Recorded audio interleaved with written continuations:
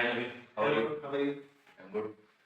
So Naveen, as a mutual fund అడ్వైజర్గా నువ్వు ఎప్పుడు మ్యూచువల్ ఫండ్లో ఇన్వెస్ట్ చేయడం గురించి సజెస్ట్ చేస్తూ ఉంటావు. సో చాలా డిస్కషన్స్లో చాలా కన్వర్సేషన్స్. సో ఎందుకు అసలు వాట్ ఈస్ ద రీజన్, ఎందుకు అంటే what are the advantages? So mutual fund ఎందుకు ఇన్వెస్ట్ చేయాలంటే మనము ఇన్ఫ్లేషన్ బీట్ చేయాలంటే మనకు ఉన్న ప్రొడక్ట్ వచ్చేసి మ్యూచువల్ ఫండ్. ఎందుకంటే మనకి ఇండియాలో ఇన్ఫ్లేషన్ ఎంత ఉందో ఒక 6 to 7% ఉంది. సో ఆ ఇన్ఫ్లేషన్ బీట్ చేయాలంటే మన దగ్గర ఉన్న మంచి ప్రొడక్ట్ వచ్చేసి మ్యూచువల్ ఫండ్స్. సో అలా అన్నట్టు. సో అంటే ఇప్పుడు ఫర్ ఎగ్జాంపుల్ నాకు ఒక example scenario. So for example ఇప్పుడు ఒక పర్సన్ 2025లో 23-24 ఇయర్స్ పర్సన్ రీసెంట్గా జాబ్లో జాయిన్ అయ్యాడు యాజ్ ఫస్ట్ జాబ్. సో తను ఒక లాంగ్ టర్మ్ గోల్ అచీవ్ చేయాలనుకుంటాడు, ఒక 10 years ఇన్వెస్ట్ చేయాలనుకుంటాడు. సో అలాంటి వాళ్ళకి నువ్వు ఎలాంటి ఫండ్ ఎలాంటి అడ్వైజ్ ఇస్తావు as a mutual fund advisor? అంటే వాళ్ళకి ఏం తెలియదు, సో దాని ప్రోస్ అండ్ కాన్స్ ఏమన్నా ఎక్స్ప్లెయిన్ చేయాలి. సో మ్యూచువల్ ఫండ్ మంచి ప్రోడక్ట్ యంగ్ ఇన్వెస్టర్స్ కి. ఎందుకంటే మీరు అన్నట్టు ఒక 22 to 25 years ఏజ్ ఉన్న పర్సన్, ఈవెన్ ఫీమేల్ అయినా లేదంటే మేల్ అయినా ఎవరైనా ఎవరు ఇన్వెస్ట్ చేసినా సేమ్ రిటర్న్స్ వస్తాయి. సో వాళ్ళు ఒక 22 నుంచి లాంగ్ టర్మ్ లో ఇన్వెస్ట్ చేస్తే మంచి రిటర్న్స్ వస్తాయి. మనకి యావరేజ్ గా 15% మనం అజంప్షన్ చేసుకున్నాక మంచి రిటర్న్స్ వస్తాయి. సో ఫర్ ఎగ్జాంపుల్ కి ఒక 30 years బ్యాక్ లాంచ్ అయిన ప్రొడక్ట్ మినిమం ఒక 10,000 రూపీస్ లంసమ్ ఇన్వెస్ట్మెంట్ చేసేసి వదిలేస్తే దాని కార్పస్ వాల్యూ వచ్చేసి ఇప్పుడు అరౌండ్ 50 lakhs ఉంటుంది. సో ఎందుకంటే అది 23% రిటర్న్స్ జనరేట్ చేసింది. ఇప్పుడు మార్కెట్లో మనకి 23% రిటర్న్స్ జనరేట్ చేసే ప్రొడక్ట్ చాలా రేర్గా ఉంది. చాలా. సో అట్లా అన్నట్టు రెగ్యులర్గా మనము ఇన్వెస్ట్ చేసే ప్లాట్ఫామ్ ఇది. డిసిప్లిన్గా ఇన్వెస్ట్ చేస్తే మనకి లాంగ్ టర్మ్లో మంచి రిటర్న్స్ వస్తాయి. మళ్ళీ ఇంకోటి ఏంటంటే మనకి మ్యూచువల్ ఫండ్ త్రూలో మనకి డిఫరెంట్ అసెట్ క్లాసెస్లో ఇన్వెస్ట్మెంట్ ఉంటుంది. Like gold, debt, equity, real ఎస్టేట్లో కూడా మన ఇన్వెస్ట్మెంట్స్ మనకి వెళ్ళిపోతుంటాయి. సో ఇంకోటి ఏంటంటే మన మ్యూచువల్ ఫండ్ని ఆథరైజ్ చేయడానికి ఒక రెగ్యులేటర్ ఉంది. బ్యాంక్స్కి అయితే ఆర్బీఐ ఉందో మనకి మ్యూచువల్ ఫండ్స్కి సెబీ ఉంది. సో సెబీ రెగ్యులేటెడ్ కాబట్టి మనము హ్యాపీగా దీంట్లో ఇన్వెస్ట్ చేయొచ్చు. అండ్ సో ఇప్పుడు ఫర్ ఎగ్జాంపుల్ అడ్వాంటేజెస్ చెప్పిన బాగా. So if I ask you any disadvantages, so disadvantages ఏముండొచ్చు మ్యూచువల్ ఫండ్ ఇన్వెస్ట్ చేయడం? Yeah, correct question. డిసడ్వాంటేజెస్ అంటే మెయిన్లీ ఒక డిసడ్వాంటేజ్ ఇప్పుడు ఎందుకంటే సోషల్ మీడియాని బేస్ చేసుకొని చాలా మంది యంగ్ ఇన్వెస్టర్స్ ఏం చేస్తారంటే లేటెస్ట్ ఇయర్ రిటర్న్స్ ఏదైతే ఉందో మంచి ఫండ్ చేసుకొని 38 ఉంది, 50 ఉంది, 100% ఉంది, 140% ఉంది అని ఒక అగ్రెసివ్ వచ్చేస్తారు మార్కెట్లోకి ఇన్వెస్టర్స్ వచ్చేసి. సపోజ్ మన మార్కెట్ నెగిటివ్ రిటర్న్స్ ఇచ్చింది అనుకోండి, అప్పుడు ప్యానిక్ అయిపోయి ఏమైపోతుందంటే మ్యూచువల్ ఫండ్ అనేది వేస్ట్ ప్రొడక్ట్, ఈక్విటీ మనకు షూట్ కాదు, ఇది ఒక గ్యాంబ్లింగ్ అని చెప్పేసి ఎక్సిట్ అయిపోతుంది. సో షార్ట్ టైం వల్ల ఏమవుతుందంటే వాళ్ళు లాస్ అయ్యే ఛాన్సెస్ ఉంటుంది, వాళ్ళు ప్యానిక్ అయ్యే ఛాన్సెస్, కన్ఫ్యూజ్ అయ్యే ఛాన్సెస్ చాలా ఎక్కువ ఉంటుంది. సో ఇది ఒక డిసడ్వాంటేజ్ లాగా కనిపిస్తుంది ఒక రిటైల్ ఇన్వెస్టర్కి. కానీ ఈ మార్కెట్ డౌన్స్ని దాటుకొని వాలటాలిటీని అంతా హ్యాపీగా చూస్తూ మనం రిలాక్స్గా చూస్తూ ఎస్ఐపిలో ఇన్వెస్ట్ చేస్తూ వెళ్తే మార్కెట్ కరెక్షన్స్ వచ్చినప్పుడు మనం ఎక్కువ ఇన్వెస్ట్ చేయాలి లంసంలో. సో మార్కెట్లో మనం రెగ్యులర్గా వాడే ప్రొడక్ట్స్ ఏవైనా తక్కువ రేట్ దొరికితే ఏం చేస్తాం, మనం ఎక్కువ తీసుకుంటాం, మనం ఎక్కువ క్వాంటిటీలో తీసుకుంటాం. సేమ్ ఇక్కడ కూడా ఎక్కువ యూనిట్స్ మనం బై చేస్తే మనకు మార్కెట్ అప్లో మనకి మంచి అప్రిషియేషన్ ఉంటుంది. లాంగ్ టైం మార్కెట్ ఫండ్ మనం ఆపర్చునిటీ లాగా. Okay, so coming to tax exemption, అంటే ఇప్పుడు ట్యాక్స్ ఏ విధంగా వర్కౌట్ అవుతుంది మ్యూచువల్ ఫండ్కి అసలు? సో ఎగ్జాంపుల్కి మనకి ట్యాక్స్ ఎక్సెప్షన్కి మనకి ఇన్సూరెన్స్ ప్రొడక్ట్స్ ఉంటాయి, ప్లస్ పీపీఎఫ్ ఉంటుంది. అలాంటి ప్రొడక్ట్స్ కంటే మనం మ్యూచువల్ ఫండ్ ఇన్వెస్ట్ చేస్తే మనకి ఈఎల్ఎస్ఎస్ అని ఈక్విటీ లింక్డ్ సేవింగ్స్ స్కీమ్ అని ఉంది. ఏటీసీ బెనిఫిట్ వస్తుంది, 1,20,000 వరకు మనకి ఎక్సెప్షన్ ఉంటుంది ఏటీసీ కింద. సో మనకు ట్యాక్స్ బెనిఫిట్ ఉంటుంది, లాంగ్ టైంలో మనము క్యాపిటల్ కూడా మంచిగా అప్రిషియేట్ చేయొచ్చు. మనం దీంట్లో కూడా ఎస్ఐపి త్రూ ఇన్వెస్ట్ చేయొచ్చు, లంసమ్ త్రూ కూడా ఇన్వెస్ట్ చేయొచ్చు. సో మనం అడ్వైజర్ అంటే ఇప్పుడు SIP is the better option or lump sum? Sir ఇప్పుడు నేను 5 years ఎస్ఐపికి ఎంత ఇన్వెస్ట్ చేయాలి, ఆ అమౌంట్ని నేను ఒకటేసారి లంసంలో ఇన్వెస్ట్ చేస్తాను. నేను ఏదో ప్రాపర్టీ సేల్ చేసిన, నాకు ఏదో కంపెనీ నుంచి బోనస్ వచ్చింది, సో అది నేను లంసంలో ఇన్వెస్ట్ చేస్తే బెటర్, లేదు SIP mode better? So what do you suggest? So for investment రెండు ప్రొడక్ట్స్ మంచి ప్రొడక్ట్స్. ఎస్ఐపి వల్ల బెనిఫిట్ ఏంటంటే మనకి మార్కెట్ డౌన్ లో ఉన్నప్పుడు మంచిగా ఎక్కువ యూనిట్స్ వస్తాయి, మార్కెట్ అప్ లో ఉన్నప్పుడు కూడా మనకు యూనిట్స్ అసేమ్ ఉంటాయి. సో ఫైనల్ గా మనకు రిటర్న్స్ అనేది కొంచెం బ్యాలెన్సింగ్ గా ఉంటుంది. సో లంసమ్ త్రూ ఇన్వెస్ట్ చేసినాం అనుకోండి, మీరు ఇన్వెస్ట్ హైలో ఉన్నప్పుడు ఇన్వెస్ట్ చేసేసి తర్వాత ఒక 6 మంత్స్కో 1 ఇయర్కో చూస్తే మీకు నెగిటివ్ రిటర్న్స్ ఉన్నాయి. మార్కెట్ ఒకవేళ డౌన్ అయింది అనుకోండి, ఏదైనా రీజన్ వల్ల డౌన్ అయిపోతే మీరు అప్పుడు కొంచెం నర్వస్గా ఫీల్ అవుతారు. సో మనం లంసమ్ ఇన్వెస్ట్ చేయాలనుకున్నప్పుడు కొంచెం మార్కెట్ ఎలా ఉంది కొద్దిగా అనాలిసిస్ చేసుకొని, మీకు వాళ్ళ ఫైనాన్షియల్ అడ్వైజర్ ఉంటే వాళ్ళని ఒకసారి తెలుసుకొని మంచిగా ఇన్వెస్ట్ చేయాలి. ఇన్వెస్ట్ చేయడం కూడా ఒకటే ఫండ్లో ఇన్వెస్ట్ చేయకుండా కొంచెం మనం డైవర్సిఫైడ్ ఉండాలి మన పోర్ట్ఫోలియో అనేది. కొంచెం స్మాల్ మిడ్లో, కొంచెం లార్జ్లో ఇన్వెస్ట్ చేస్తూ, కొంచెం debt portion and gold portion ఉన్న మల్టీ అసెట్ ఫండ్లో ఇన్వెస్ట్ చేస్తూ, లేదంటే హైబ్రిడ్ ఫండ్స్లో మనకు దాంట్లో డిఫరెంట్ అసెట్ క్లాసెస్లో ఇన్వెస్ట్మెంట్ అవుతుంది. సో అందులో ఇన్వెస్ట్ చేస్తే మీకు కొంచెం పోర్ట్ఫోలియో డైవర్సిఫై అయిపోతుంది, రిటర్న్స్ కూడా కొంచెం మనకు బ్యాలెన్స్ ఉంటుంది.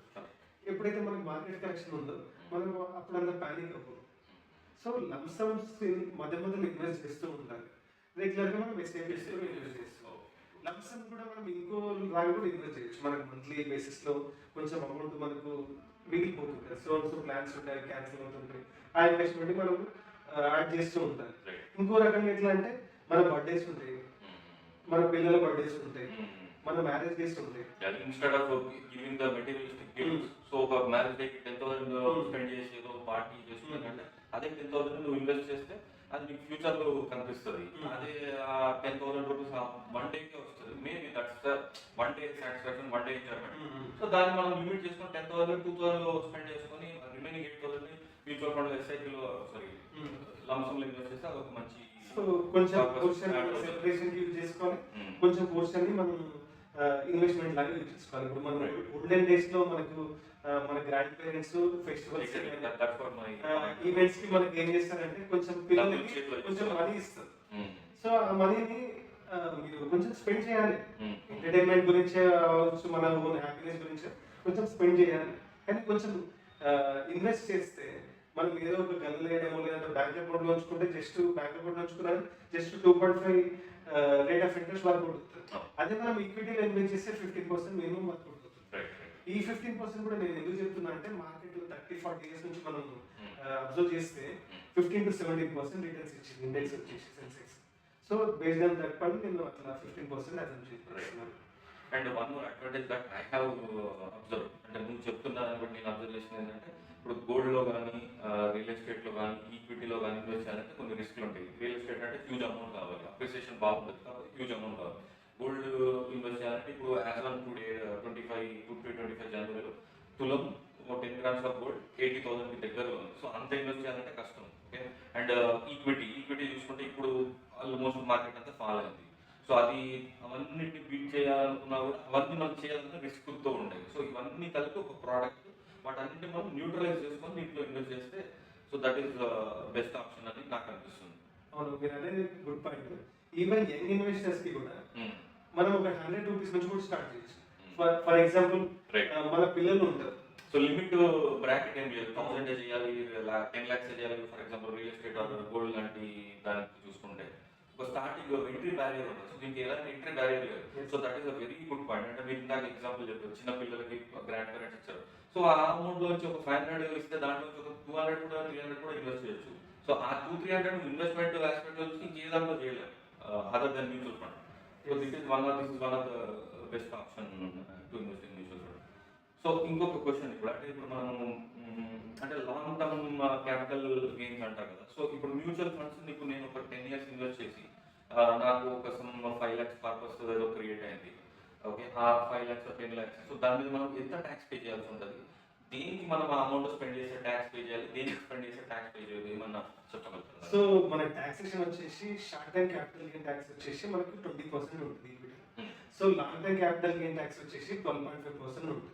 ఇప్పుడు సపోజ్ మీరు ఒక అమౌంట్ ఇన్వెస్ట్ చేశారు, అమౌంట్ ఇన్వెస్ట్మెంట్ అమౌంట్ పైన మనకి టాక్సేషన్ ఏముంది. సో మార్కెట్ లో మనకు వేరే ప్రొడక్ట్స్ ప్రాఫిట్ పైన టాక్సేషన్ ఉంటుంది. కొన్ని వేరే ప్రొడక్ట్స్ ఉన్నాయి, ఫైనాన్షియల్ ప్రొడక్ట్స్, దానిపైన ఇన్వెస్ట్మెంట్ పైన ఉంటే ట్యాక్స్. ఇక్కడ మనకు ఇన్వెస్ట్మెంట్ పైన ఎలాంటి ట్యాక్స్ లేదు. సో రిటర్న్స్ పైన ఎలా ఉంటుంది tax, long term capital gain tax వచ్చేసి 12.5% ట్యాక్స్ ఉంటుంది. అది కూడా ఎట్లా అంటే ఇన్వెస్ట్మెంట్ మనకు టాక్సేషన్ 0.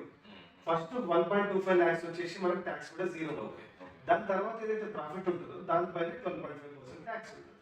అంటే ఇప్పుడు నేను 10 lakhs ఇన్వెస్ట్ చేసిన దాంట్లో నాకు 12.5 వచ్చింది. 11.2%. 25. So 11.25 lakhs. కాకుండా బియాండ్ ఎంత వస్తే ఇంకో దానిపైన ఇంకొక 1 lakh ఎక్స్ట్రా రిటర్న్ వస్తే ఆ 1 lakh మీద మనం 12.5% పే Yes, చేయాలి. absolutely. So that is okay. Mm. I mean so that is the standard dot government and we have to follow. Yes. That is good. So మనకి ఇక్కడ tax తక్కువ ఉంది, expense ratio కూడా చాలా తక్కువ, 1 to 2% ఉంటుంది. Tax తక్కువ, ఎక్స్పెన్స్ రేషియో తక్కువ. మళ్ళీ ఇక్కడ మనకి అడిషనల్ బెనిఫిట్ ఏంటంటే మనం ఏ ఇన్వెస్ట్మెంట్ చేసినా కానీ మనం ఓన్గా రిస్క్ తీసుకోవాల్సి వస్తుంది ప్రతి దానికి. సో ఇక్కడ ఏంటంటే మనకి as per the SEBI norms ప్రకారం ఎవ్రీ ఫండ్ కి మనకు యాక్టివ్ ఫండ్స్ లో ఇన్వెస్ట్ చేసినట్టయితే ఫండ్ మేనేజర్ ఉంటాడు. సో వాళ్ళు మార్కెట్ లో ఎక్స్పర్ట్ అయి ఉంటారు. ఇక్కడ ఇన్వెస్ట్ చేయాలి, ఇక్కడ మనం రెడీమ్ చేసుకోవాలి, మూమెంటం ఎట్లా యూజ్ చేసుకోవాలి, వాల్యూ స్టాక్స్ ఎట్లా పిక్ చేసుకోవాలి. మార్కెట్ లో 500 to 8 మనకు 6000 ప్లస్ స్టాక్స్ ఉంది. ఒక 500 మనం చేయాల్సిన రీసెర్చ్ అంతా వాళ్ళు చేసి పెడతారు మనకు. సో సో మనం ఆ ఫండ్ ని నమ్మి ఆ ఫండ్ ఉన్న బ్రాండ్ వాల్యూని మార్కెట్ లో ఉన్న వాల్యూ క్రెడిబిలిటీని నమ్మి మనం పెడితే చాలు. సో ఆ రీసెర్చ్ చేసే టైం అండ్ ఎఫర్ట్ అంతా మనం సేవ్ చేసుకున్నట్టు అవుతుంది. సో అది వన్స్ మీరు ఫండ్ సెలెక్ట్ చేసుకున్నాక మన రోల్ వచ్చేసి వాళ్ళు ప్లే చేస్తారు. లాంగ్ టర్మ్ లో మనకు యావరేజ్ 12 to 15% మినిమం వాళ్ళు మనకు జనరేట్ చేస్తారు. ఎలా అంటే బెంచ్ మార్క్ వాళ్ళు ఏదైతే ఫండ్ ఉందో ఆ బెంచ్ మార్క్ ని బీట్ చేసేలాగా వాళ్ళు వర్క్ చేస్తారు. ఇప్పుడు ఎగ్జాంపుల్ మీరు ఇండెక్స్ ఫండ్స్ లో ఇన్వెస్ట్ చేశారు అనుకోండి, బెంచ్ మార్క్ ని బీట్ అవ్వదు. ఎందుకంటే అది ఇండెక్స్ లో ఏమైతే స్టాక్స్ ఉన్నాయో అవి ఇంత రిటర్న్స్ ఇస్తే అంతే ఇచ్చేస్తాయి. ఇప్పుడు మీరు ఎగ్జాంపుల్ నిఫ్టీ 50 మీరు ఇండెక్స్ ఫండ్ లో ఇన్వెస్ట్ చేస్తే నిఫ్టీ 50 లో ఎంతైతే స్టాక్స్ ఉంటాయో ఆ రిటర్న్స్ మాత్రమే మనం పొందగలుగుతాం. అదే మీరు యాక్టివ్ ఫండ్ చూస్ చేసుకుంటే ఫండ్ మేనేజర్ బెంచ్ మార్క్ ని బీట్ చేసేలాగా వర్క్ చేసి మనకు బెస్ట్ రిటర్న్స్ ఇస్తారు. సో అలా మనకు ఎక్స్పెన్స్ రేషియో కూడా మాక్సిమం 1 to 2% ఉంటుంది. సో ఈవెన్ మీరు అవుట్ ఆఫ్ ద 2500 ఫండ్స్ లో మీకు సెలెక్ట్ చేయడం కష్టం అవుతుంది. So most of the people ఏం చేస్తారంటే మల్టిపుల్ ఫండ్స్ ని సేమ్ రిలేటెడ్ ఫండ్స్ లో పెడతారు. అప్పుడు ఏమవుతుందంటే ఓవర్లాపింగ్ ఎక్కువ ఉంటుంది స్టాక్స్. మీరు 10 రకాల ఫండ్స్ తీసుకున్నా యూజ్ లేదు, 4 రకాల బెస్ట్ సెలెక్టెడ్ ఫండ్స్ తీసుకుంటే బెస్ట్. సో అప్పుడు mutual fund advisor role play చేస్తుంది. ఇంకోటి ఏంటంటే డైరెక్ట్ ఇన్వెస్టర్స్ మనకు రిటర్న్స్ వచ్చినప్పుడు హ్యాపీగానే ఉంటారు. సో మార్కెట్ డౌన్ అయినప్పుడు వాళ్ళకు ఒక కన్విక్షన్ ఉండదు, ఎందుకంటే ఈ ఫండ్ లో నేను ఎందుకు సెలెక్ట్ చేసిన అనే కన్విక్షన్ వాళ్ళ దగ్గర ఉండదు. ఏం చేస్తారంటే అగ్రిగేటర్ లో ఏదైతే బెస్ట్ రిటర్న్స్ చూపిస్తుందో దాంట్లో ఇన్వెస్ట్ చేసేస్తారు. నెగిటివ్ రిటర్న్స్ వచ్చినప్పుడు వాళ్ళ దగ్గర డేటా ఉంటుంది, ఎందుకు నేను స్టే అవ్వాలి, ఎందుకు రేటింగ్ చేయాలి, పర్ఫెక్ట్ వాళ్ళ దగ్గర రీజన్ ఉండదు, కన్క్లూజన్ లో వాళ్ళు రాలేదు. అప్పుడు మ్యూచువల్ ఫండ్ త్రూ ఇన్వెస్ట్ చేసి అడ్వైజర్ త్రూ ఇన్వెస్ట్ చేస్తే మీకు ఒరిజినల్ బెనిఫిట్ ఎప్పుడు పొందుతారు, కాంపౌండింగ్ ఎట్లా జనరేట్ చేస్తారు అనేది వాళ్ళు ఎక్స్ప్లెయిన్ చేస్తారు. అదన్నట్టు. ఇంకోటి ఏంటంటే మనకి మ్యూచువల్ ఫండ్స్ లో డిఫరెంట్ అసెట్ క్లాసెస్ లో ఒకటేసారి మనం ఇన్వెస్ట్ చేస్తాం. Multi asset fund. So gold లో ఇన్వెస్ట్ అవుతుంది, మనకు డెట్ లో ఇన్వెస్ట్ అవుతుంది, ఈక్విటీలో ఇన్వెస్ట్ అవుతుంది. సో అలా అన్నట్టు. సో స్టార్ట్ వెళ్ళి సేవ్ రెగ్యులర్లీ చేస్తే మనకు మంచి రిటర్న్స్ అంటే ఒక ఫైనాన్షియల్ డిసిప్లిన్ కూడా వస్తుంది. If you start investing early and continuous consistent every month same amount and yearly ఒకసారి టాప్ అప్ చేసుకుంటే ఇయర్లీ టాప్ అప్ అంటే ఏంటంటే మనం ఎవ్రీ ఇయర్ మన ఇన్వెస్ట్మెంట్ పెంచుకుంటే వెళ్తే బెటర్. ఎందుకంటే మనము ఇన్ఫ్లేషన్ ని బీట్ చేయాలి, ఇన్ఫ్లేషన్ ని బీట్ చేయాలి, ప్లస్ మన ఇన్కమ్ పెరుగుతూనే ఉంటుంది ఎవ్రీ ఇయర్. ప్లస్ మన ఇన్వెస్ట్మెంట్ కూడా మనం ఇంక్రీజ్ చేస్తూ ఉంటే మనం గోల్స్ కొద్దిగా ఫాస్ట్ గా రీచ్ అవుతుంది. సో ఇప్పుడు ఒక సాలరీ హైక్ వచ్చింది ఇయర్ లో, సో అప్పుడు కూడా మనం ఎస్ఐపి టాప్ అప్ చేస్తాం. లేదు ఇయర్ లో నాకు సమ్ అమౌంట్ ఆఫ్ బోనస్ వచ్చింది, సమ్ 2 or 3 lakhs, సో దాంట్లో సమ్ పర్సెంటేజ్ ఇన్వెస్ట్ చేయాలి. నాలుగు మేజర్ దాంట్లో ఇన్వెస్ట్ చేద్దాం, మీకు కొంచెం అమౌంట్ ని వేరే వాటికి స్పెండ్ చేద్దామని ఆలోచిస్తాం. So that's good idea. So that's it from my side. Questions? Thank you, Naveen. Thanks for giving us time in explaining the mutual fund.